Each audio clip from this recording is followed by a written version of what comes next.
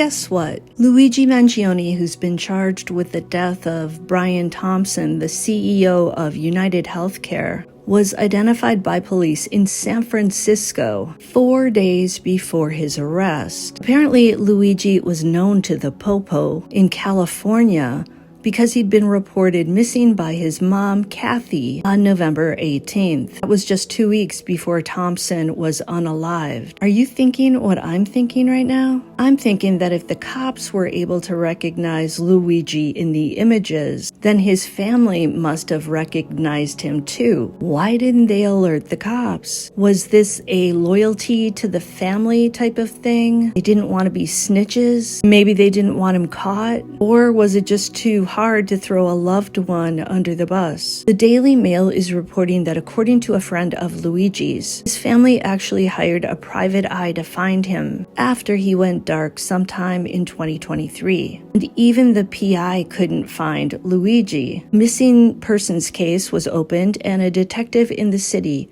claims to have recognized Mangione thanks to wanted posters released by the NYPD.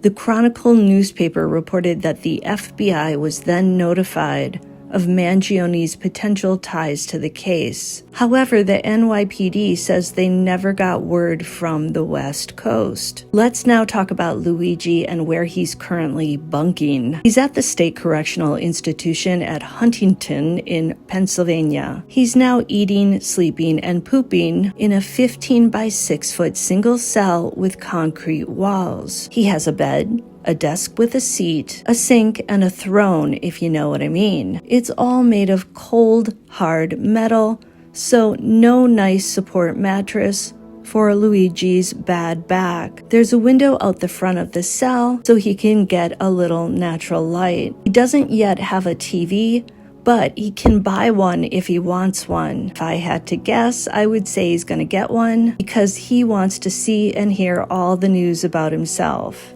Now, he's not in solitary confinement, but despite that, he's not interacting with other inmates, likely for good reason.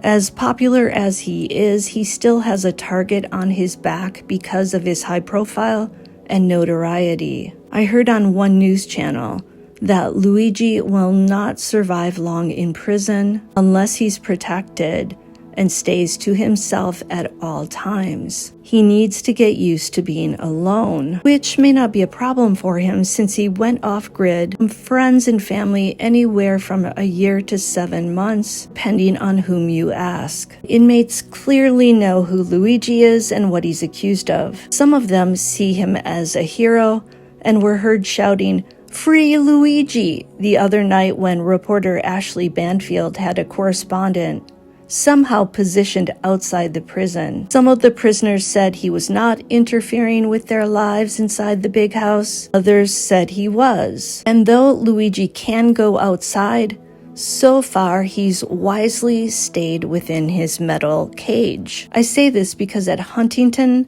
at 6:15 in the morning, breakfast is served. Lunch is at 10:40. And dinner is at 5:15 p.m. On a recent night, Luigi had a choice between chicken parmesan and something called pizza beans. I can only imagine what's in that last dish.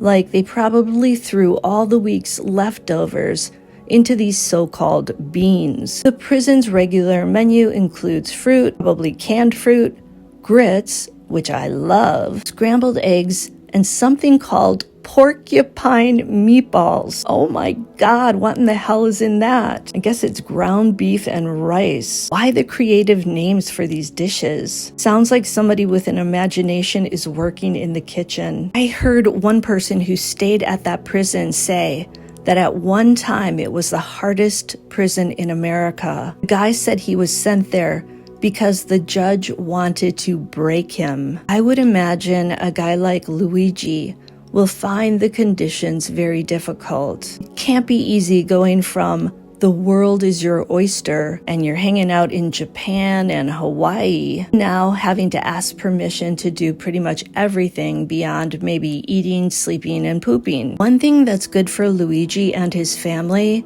is that he will likely not be facing the DP. That was abolished in New York by 2007. I say likely because apparently if Luigi is convicted under a federal red rum charge, that could be punishable by the DP. It sounds like that's unlikely. No prisoner has been unalived in New York since 1963. The maximum sentence little Luigi can receive is 20 years or up to life in prison without the possibility of parole. So far, he's charged with second-degree red rum. But if investigators find out that he had plans to unalive other CEOs or any other heads of companies, that charge could be changed to first-degree red rum. And remember, Luigi was found with a weapon on him that appears to be identical to the one used to shoot Thompson.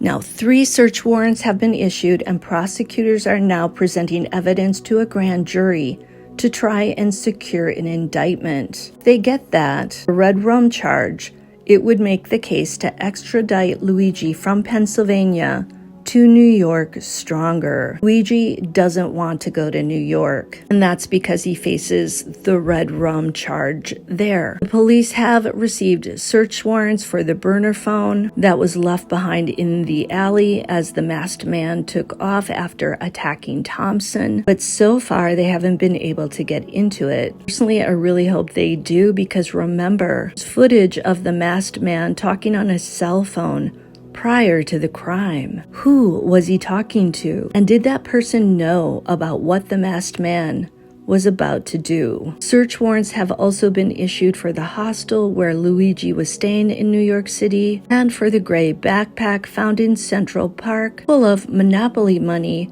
and a jacket believed to have been worn by the perpetrator. So far, Luigi, who's been called too hot to convict because of his good looks, hasn't received any fan mail. I'm pretty sure that's going to change. Lots of people say they want to be on the jury if this goes to trial, simply so they can be near Luigi. This guy is so popular that online fundraisers for his legal fund are now up to $50,000. Save your money, people. His family has enough to cover his fees. Remember, Grandma Mangione left an estate of $30 million, and some say it could even be as large as $100 million. I find it odd that so many people want to send him money.